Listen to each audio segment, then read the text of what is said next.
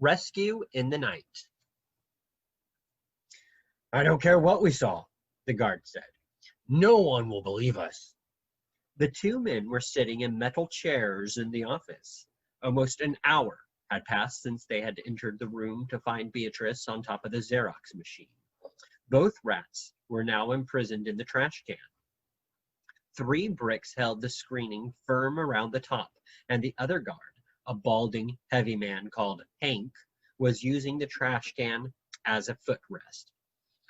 I mean it, Ray. This is our chance, he argued. What do you think Barnum and Bailey would pay for this? Ripley? Even Johnny Carson? A rat who can write. It's got to be worth $1 million. They wouldn't believe it, Ray answered, rubbing his mustache. But we saw it with our own eyes, and we have the sign.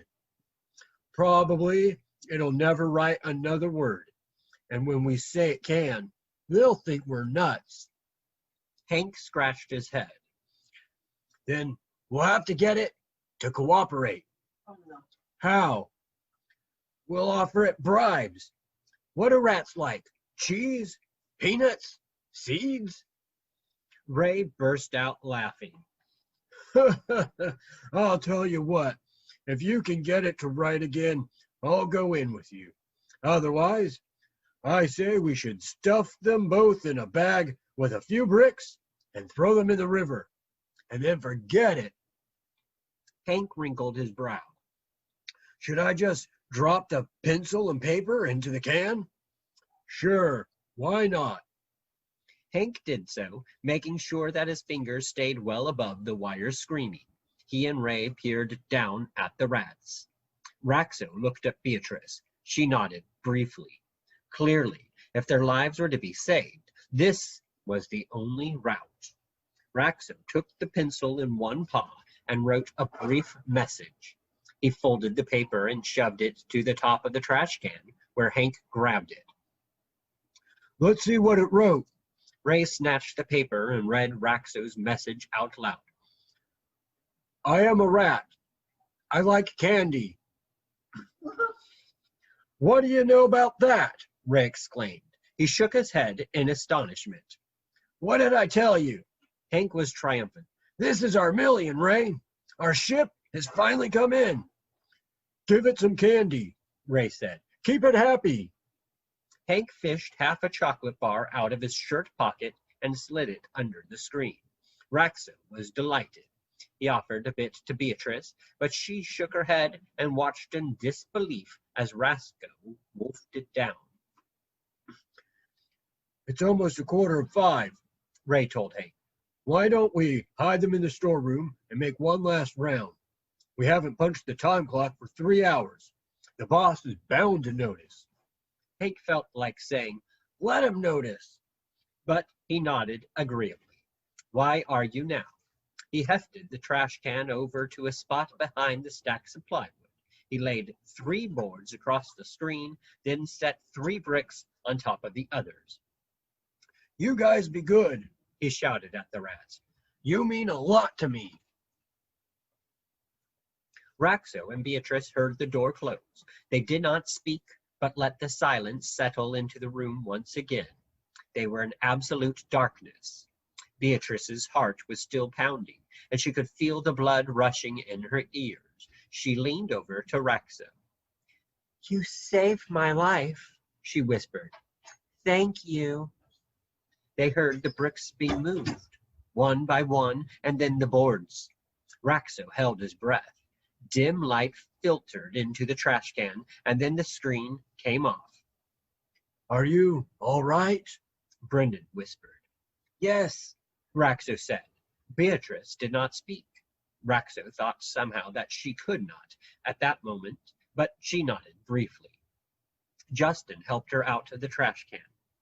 Quickly, Justin ordered the other rats. Quickly now. They rolled the trash can back into the office, stacked the boards and bricks neatly in their places, and returned the piece of screening to the shelf. What else? Justin thought out loud. The notes you wrote, Racso. Where are they? Here's one. Arthur answered before Racso could open his mouth. It was on the desk. He put the other one in his pocket when he took the candy bar out, Beatrice said. Did the Xerox machine get turned off? She nodded. right before they came in. Okay, Justin said. Let's get out of here. They analyzed it later. The primary cause was their own error. Brutus had left his post momentarily to carry the copies to the runner, Nolan, and while Brutus was gone, Vincent had fallen asleep. He awoke just as the men were ascending the ramp to the operations center. By then, there was no way he could tap on the window without being seen. He hoped against hope that they would hear the men from inside and would hide, but the hum of the Xerox machine and the Rats' own preoccupation with getting the job done had prevented that. Vincent wrung his paws again and again, although the other Rats reassured him. It could have happened to anyone. At least we're all safe. It proves that we need another guard outside the control room, Brendan said. That way, no one will ever be left alone. What about Racso's note? Timothy asked. The man had it in his pocket. Nobody will believe it, Sally said. They'll think they're both crazy. Or drunk, Arthur said. I expect they'll be fired if they talk about it. What if they can prove they weren't drunk? Justin asked. He had been silent until this point, and now he was frowning. What do you mean? I mean, what if they do convince someone that it really did happen? Not necessarily their bosses. I mean, anyone. You're kidding, Justin, the other said. A rat who can read and write? Brendan winked at Racso. But they do have the note, and men convince each other that they've met ghosts and creatures from outer space, Justin argued. And sometimes they go on TV or are quoted in the newspapers. Then what? Arthur said. The room had grown silent and was tense. There are people who would be interested, Justin said. The faceless image of Dr. Schultz, the scientist from NIMH, seemed to enter the room. He had traced them to their home under the Fitzgibbons rosebush years after their escaping from the laboratory. Could he still be searching for them? The news will never get that far, Arthur said wearily. Then, realizing that he had been arguing with Justin and that both of them were exhausted, he changed his tone. Anyway, let's hope it won't, he said. We've got other things to worry about for the next few days. Arthur was right about that. They all agreed. Almost overnight, the icy waters of the Trout had grown warmer, and flowers sprouted on the gray-green cactus plants that grew along the cliff's edge. March rains fell, and the river turned reddish-brown with dirt from the construction site. Now the number of cars that pulled into the parking lot each morning doubled, so that the dam site was like a small city, but in the evenings it grew still. One night, Racso, Timothy, Brendan, and Sally were assigned to guard duty outside the operations center. It was cold and rainy, and after the security men had come and gone, the four of them met for a moment by the door. All clear? Sally was squad leader for the night. All clear? We can relax for a moment, Sally said. The men are on their way to the trailer to punch in. Racso was glad. Guard duty was boring. He did a little dance on the wet cement. Timothy watched with amusement. What step is that? The hokey pokey. Racso showed off, twirling first one way, then another. Timothy laughed. Racso twirled faster. Then he slipped. He slid across the wet platform toward the cliff. He grabbed for the guardrail, but it was slippery and he couldn't hold on. He plummeted over the side into the darkness. Thoughts flashed like lightning through Racso's mind. I'm going to die. So this is what my old man was afraid of. I want to scream, but my voice is gone. That was when he hit the support beam. He grabbed it with all fours and clung there, terrified, until the others lowered a rope and hauled him back up on the platform. He collapsed there in a heap. It's okay, Racso. You're going to be okay. That was Brendan's voice. Racso heard Sally calling for reinforcements for guard duty. Timothy found a piece of burlap in the storeroom and wrapped it around Racso. Can you walk? He asked. Racso nodded. We'll take you back to headquarters.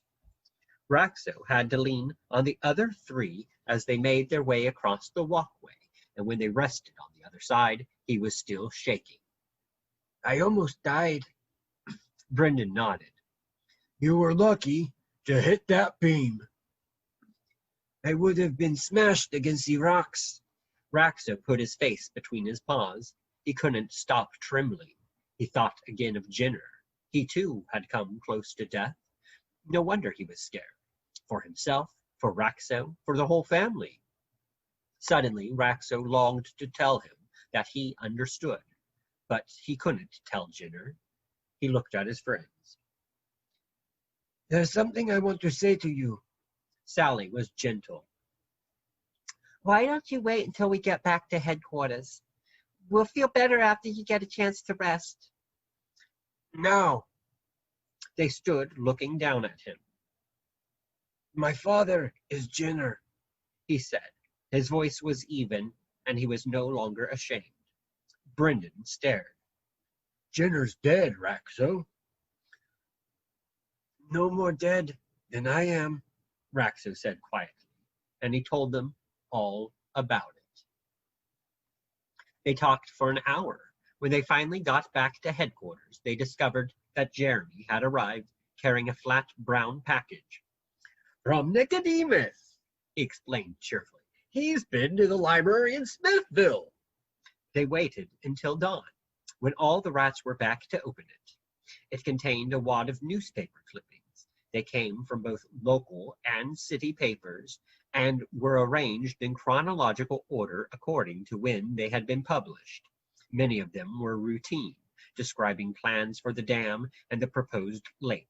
Others outlined the controversy with the farmers. The last articles in the pile described a press conference held by the farmers and a subsequent investigation by a reporter from the Smithville Tribune. The rats read these with increasing excitement. Justin volunteered to read the last article out loud. It was headlined, Jones Denies Corruption in Assignment of Dam Contract.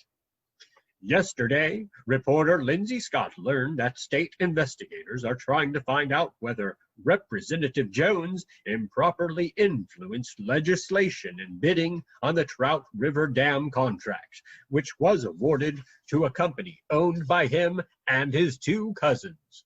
Local farmers charge Jones sponsored the legislation in his own self-interest. Meanwhile, work at the dam is continuing at a breakneck pace. However, farmers charge that the Joneses are trying to finish the job before a grand jury orders work at the dam stopped. Yippee! The rats went wild. They fell on top of each other trying to read the article for themselves. They laughed and screamed and hugged. Arthur tried to calm them down. Much work lies ahead of us. We don't know whether the farmers will succeed, and if they do, whether it will be in time to save the valley. But it's nice to know that someone else is on our side.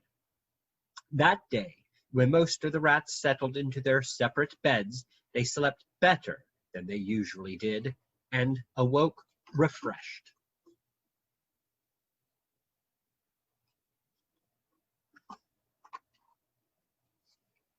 Operation Sabotage.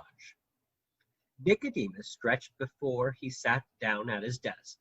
The hour was 4:30 in the morning, earlier than he usually got up, but then most weeks weren't as important as this one, and he needed time to be alone and to think. Last night he had turned on the radio. The 6:30 news had real news, news that concerned the rats. Joe's Construction Company announced today a grand opening date for the Trout River Dam, Saturday, April 11th at 12 noon. The public is invited to attend. And so it will be sooner than we thought, Nicodemus said to himself. He decided to write to the rats at the dam site to keep them up to date. He got paper, a container of pokeberry ink, and his quill pen from the shelf and laid them on the desk in front of him. He sat quietly for some time, composing the letter in his mind. Then he wrote. Our lives have been busy here. My trip to the library was difficult but exciting. I stayed up all night clipping the newspaper articles and skimming the latest editions of computer news. Jeremy flew me home early the next morning. Yesterday we made our 9th trip to the ridge. We have selected a large dry cave there for an emergency shelter. It has 3 separate rooms and 3 entranceways, all of them small enough to keep the foxes out.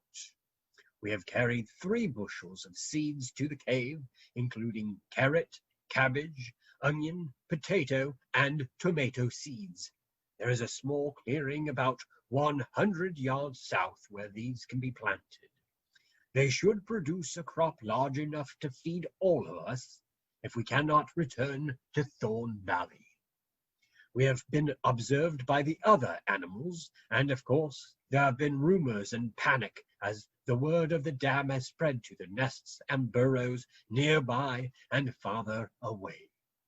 We have tried to reassure those who have come here for information, telling them our plans for an emergency evacuation and urging them to make plans too.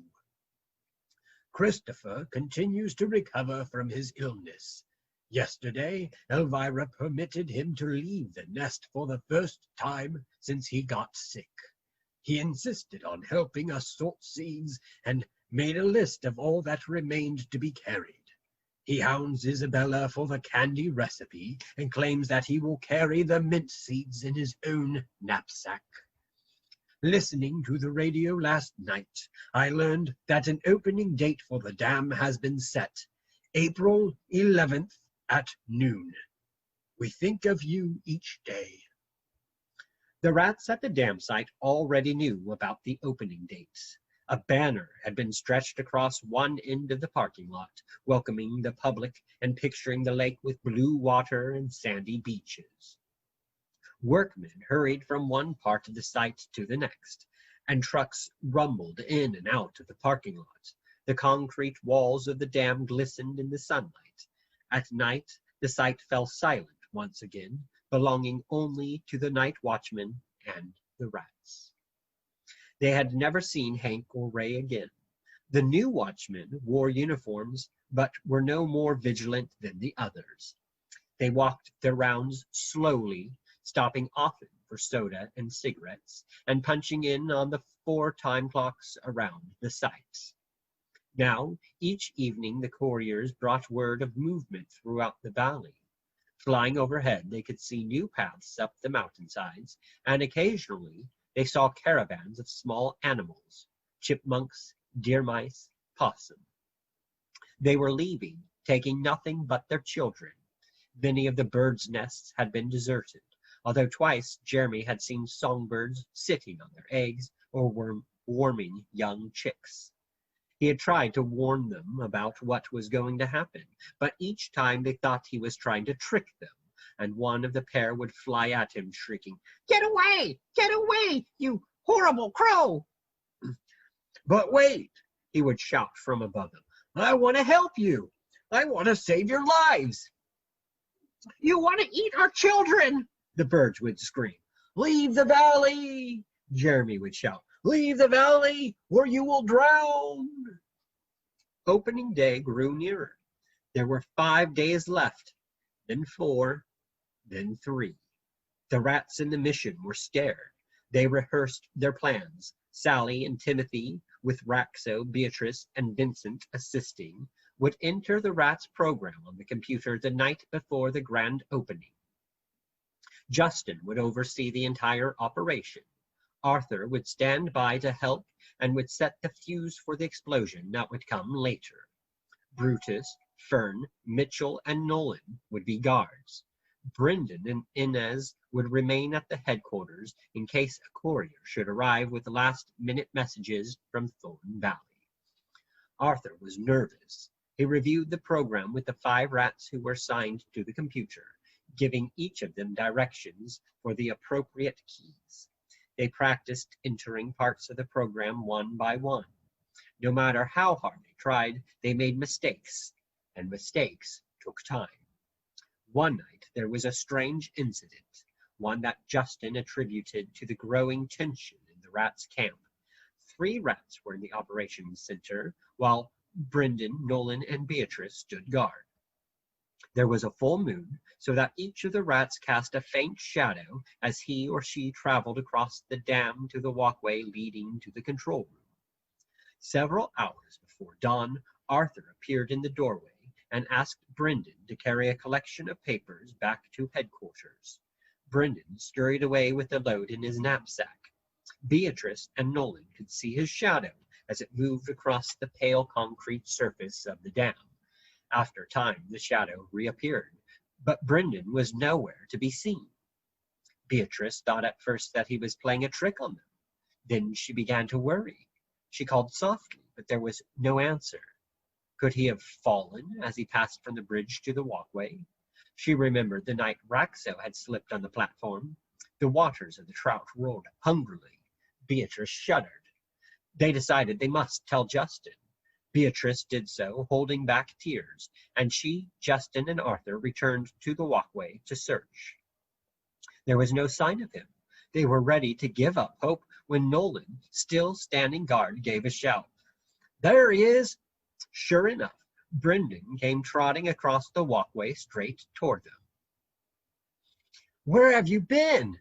Justin, Beatrice, and Arthur were so relieved they were not sure whether to laugh or cry. Brendan looked confused. Am I late? I stayed at headquarters a little while because a crow had arrived just as I got there. I wanted to make sure there wasn't any urgent news. "But I saw your shadow on the bridge 15 minutes ago," Beatrice said. It couldn't have been me, Brendan said. Beatrice's mouth opened, but she snapped it shut. Could you have seen the shadow of a bird or a bat? Arthur's voice was kind. Beatrice shook her head. "It was one of us." Nolan, still in the doorway, nodded his head. "I saw it too." Arthur touched Beatrice's shoulder. We're all tired, and we've been under a lot of strain, he said gently. Beatrice gritted her teeth to keep from yelling at Arthur. How could he presume to know what she had or hadn't seen? Justin seemed to read her thoughts. "We'll look again," he promised, and before they left for headquarters, they spent an hour searching along the dam and the cliffside. They found nothing and no sign of life. Everyone was puzzled. Beatrice went to bed when they got back to headquarters, but Nolan stayed up, scratching his head, muttering the question that the others had not asked aloud. If it was one of us, and it wasn't me, and it wasn't Beatrice, and it wasn't Arthur, and it wasn't Justin, and it wasn't Brendan, then who was it? The other rats stared. "It wasn't me," Sally said. Or me, said Mitchell. Not me either. But who was it then? Nolan wondered. Who was it? 12 o'clock tomorrow, Justin said. That's when we'll know. They were standing together on the ridge. It was twilight. The lights at the dam site flicked on. They reminded Timothy of stars wavering in the mist from the river, but there were no stars overhead, no moon, only gray clouds that hung like a dark curtain over the valley and the mountains. It's time, Justin said out loud. They descended from the cliff and hid opposite the concrete runway. The 4 guards crossed the dam: Brutus, Mitchell, Fern, Nolan. They heard voices before they climbed up the window to look inside the control room, and quickly they lifted both paws. No.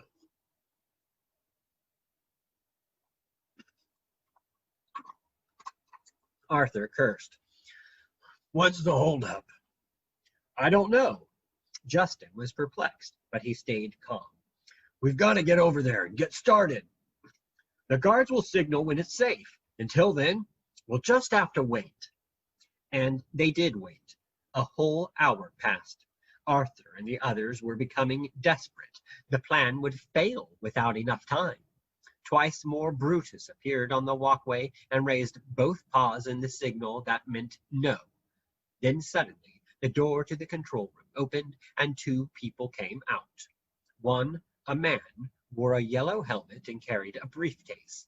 The other was a young woman with red hair and glasses. She carried a notepad, and even as she crossed the bridge, she asked questions. As they strolled closer, some of the man's words were audible. All set. Big success. Ready to roll. The rats watched silently as the two humans walked to the parking lot, where they got into separate cars and drove away. At the same moment, Brutus appeared on the walkway and gave the signal. All clear. The rats scurried across the dam and took their assigned positions in the control room. Sally and Timothy at the computer keyboard, Arthur beside the file drawers, Racso, Beatrice, and Vincent under the metal desk waiting to be called on. Justin stood on top of the desk where he could see everyone. He checked the wall clock. 10:26. He gave the order to proceed. The master disks for the human's computer programs were stored in a long, narrow drawer marked Trout River Dam System. Arthur opened it and handed the first disk to Racso, who inserted it in the computer.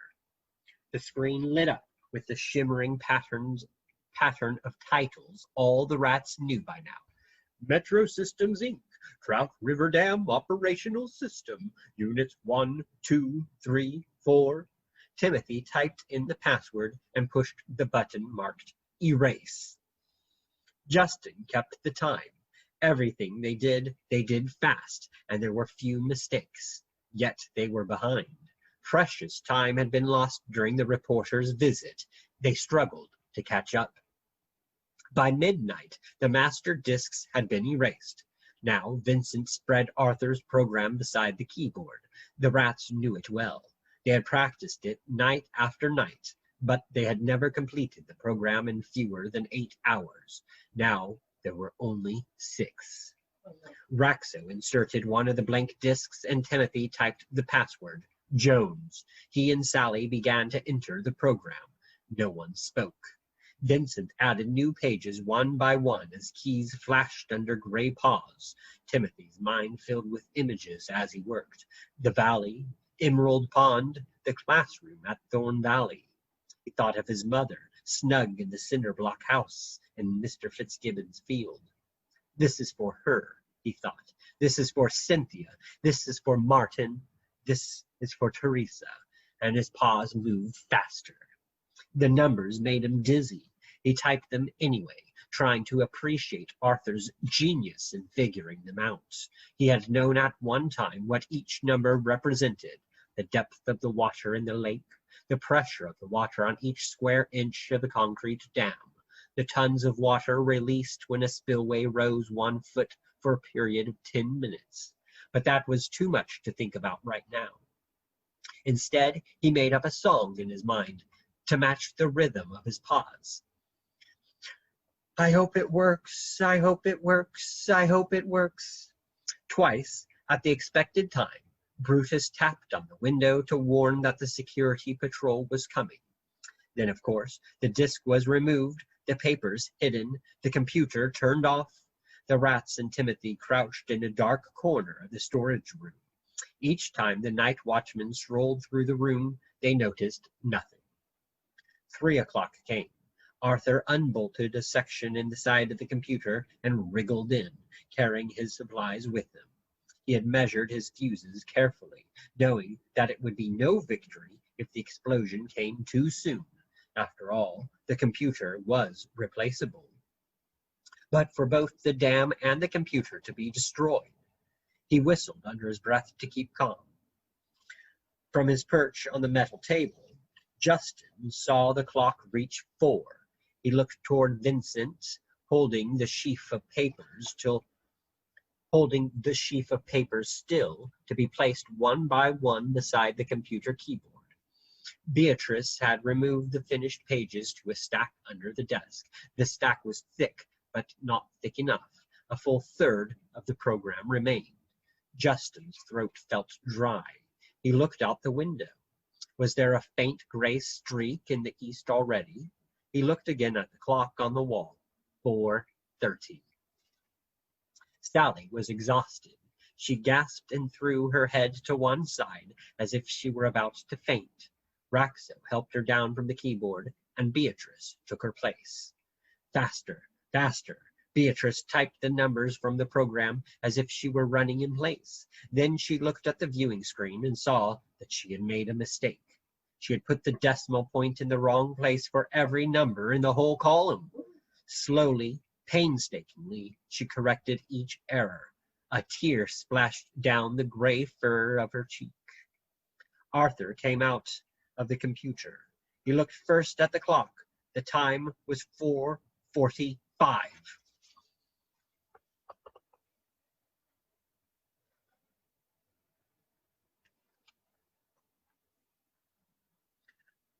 By sunrise, they must be gone. He looked at the papers and Vincent's arms. He shook his head and looked at Justin. He climbed the gray table wearily and stood beside him. This is it, then, isn't it? His voice was barely audible. Justin's whiskers drooped, and his eyes looked sad and tired.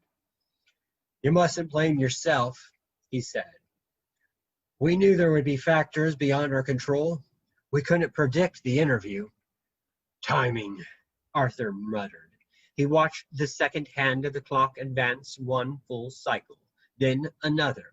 If only they could stop it or slow it down. But even then, the Earth would not slow its orbit. No matter what the clock said, the sunlight would be there in the east. Sunrise. He swallowed hard. Justin called the others to him. The clock read 5. We must save ourselves, he said. They argued. In another half hour, we might be done. We have to try. We have to. We would be found, Justin said. No, Sally said. She was crying. We must leave now, Justin said evenly. He sounded hoarse. He gestured to Racso to pick up the loose pages of the computer program and to turn off the computer. Racso did this, feeling a great weight. He could hardly bear to look at the other rats. They were standing together at the door, preparing to leave, when something happened. The lights went out.